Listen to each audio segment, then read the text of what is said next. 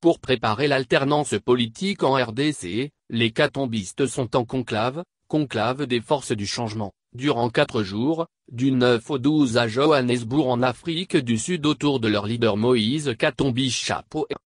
À tout seigneur tout honneur, l'ex-gouverneur du Katanga a tout de suite donné le ton de ce meeting politique en affirmant que les conditions pour la tenue des élections crédibles, honnêtes et justes, sont loin d'être remplies.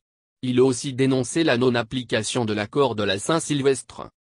La décrispation politique est toujours lettre morte, les médias privés proches de l'opposition sont fermés, les manifestations politiques sont réprimées dans le sang, des compatriotes sont injustement emprisonnés et d'autres contraints à l'exil, a-t-il déploré.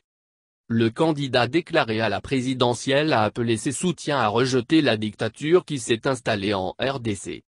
Ce qui nous réunit ici, c'est avant tout le rejet de la dictature qui s'est installée dans notre beau pays et la volonté de bâtir un monde meilleur pour nos compatriotes, a déclaré M. Katumbi devant la centaine de ses partisans. D'après le président du tout-puissant Mazembe, l'objectif du conclave est de permettre la construction l'alternance de demain. Nous sommes arrivés dans la ligne droite avant l'alternance que notre peuple réclame, a-t-il déclaré dans son discours d'ouverture. Pour gagner la bataille de l'alternance, Katumbi exhorte ses partenaires politiques à plus de sérieux, d'unité et de discipline. Je m'adresse à vous en capitaine de l'équipe qui veut gagner. Notre victoire tient avant toute chose au sérieux, à l'application et au travail que nous devons abattre tous ensemble. Ne laissons pas la place à l'improvisation.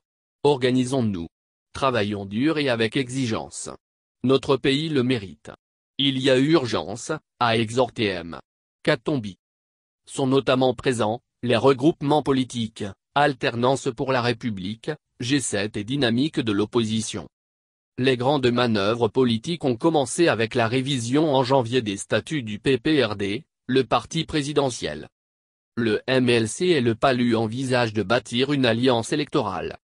L'on a aussi entamé des négociations avec le MLC pour envisager une plateforme électorale.